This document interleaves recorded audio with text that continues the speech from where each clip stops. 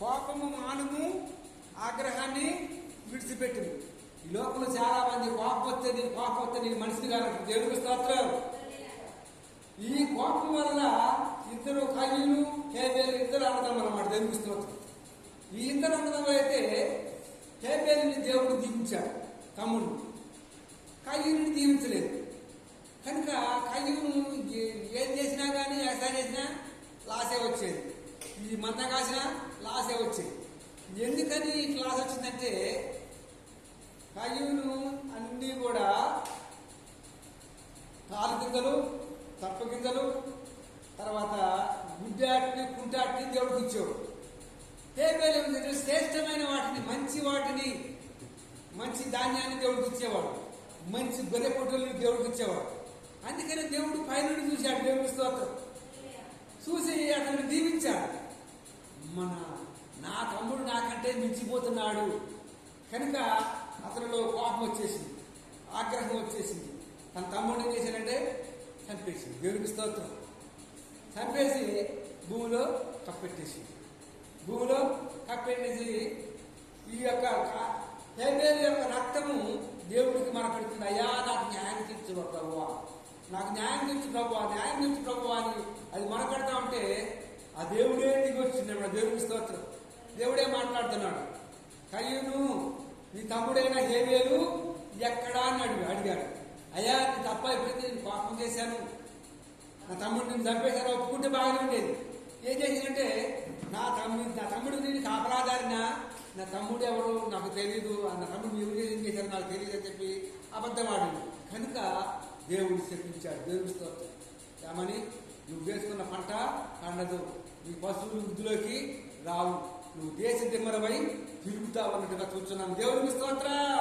చూసారా దేవుడు ఎంతటి శిక్ష విధిస్తున్నాడు. కనుక కోపము, మానము, ఆగ్రహాన్ని, దుష్టత్వం చేసి దుష్టుడు వాళ్ళలో ప్రవేశించి వాడిని చంపేసిందన్నమాట. దూషణ మాటలు.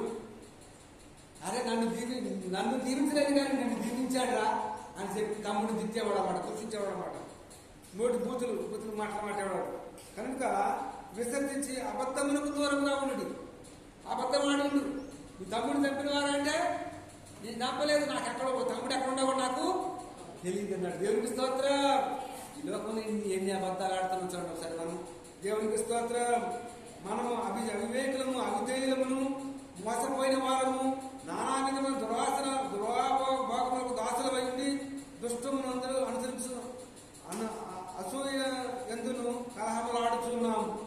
గలతీ 3:3 ఉన్నట్టుగా చూస్తున్నాం. కలహము, చిన్నదానికి పెద్దదానికి కలహాన్ని ఆడుతున్నారు. దేవునికి స్తోత్రం. చూసారా, కలహం ఆడుతున్నట్టుగా చూస్తున్నాం. మనము కూడా ప్రతి భారమును సులువుగా చిక్కులు పెట్టి పాపమును విడిచిపెట్టి విశ్వాసమును కట్టి దాన్ని కొనసాగించేవాడిని యేసు వైపు చూస్తూ మనం పరిగెత్తాలి. మన పరుగు పందెంలో యేసు వైపే చూడాలి కానీ లోకం వైపు చూడకూడదు. లోకం వైపు చూసినట్టయితే ఆమె ఉప్పు స్తంభం అయిపోయింది. ఎవరో లోతు భార్య ఏమైపోయింది? ఉప్పు స్తంభం అయిపోయింది. లోకం వైపు దేవునికి స్తోత్రం. కనుక మన పందెము ఓపికతోటి పరిగెత్తే వాడిగా ఉండాలి. దేవునికి స్తోత్రం. ఈ యాత్రలు అనేకమైన శ్రమలు, కష్టాలు మనం వెతించవచ్చు, వ్యాధి బాధలు మనం చుట్టుముట్టవచ్చు. కానీ మన పందెము ఓపికతోటి పరిగెత్తాలి. అందుచేత సమస్తము కల్మషము, వెర్రవీగుతనము, దుష్టత్వం మాని, కల్మషం కడుపులో మనసులో ఒకటి పెట్టుకున్నాడు, బయట ఒకటి కల్మషం ఉండటానికి వీలేదు. వెర్రవీగుతుడు కాసిన డబ్బులు ఎక్కువ రాగానే ఏమైపోతుందంటే వెర్రవీగుతున్నట్టుగా చూసి దుష్టత్వం అనే లోపల నాటబడిన ఆత్మను రక్షించటకు శక్తిగల వాక్యము స్వాత్వికంతో అంగీకరించండి. స్వాత్వికం అంటే దీన మనసుతో మీరు ప్రభువుని అంగీకరించండి. విర్రవీగితనాన్ని ఆపే ఉండదని చూస్తున్నాడు. పితృపారంపర్యమైన వ్యర్థమైన ప్రవర్తనను విడిచిపెట్టి వెండి బంగారం వంటి క్షయవస్తువుల చేత కాదు కానీ ప్రభు యొక్క రక్తము చేత మనము విమోచించబడి ఉన్నాము. దేవునికి స్తోత్రం. మన ప్రభు యొక్క రక్తం చేత మనము విమోచించబడి ఉన్నాము. వెండి బంగారం వస్తువుల చేత మనము విమోచించబడలేదు.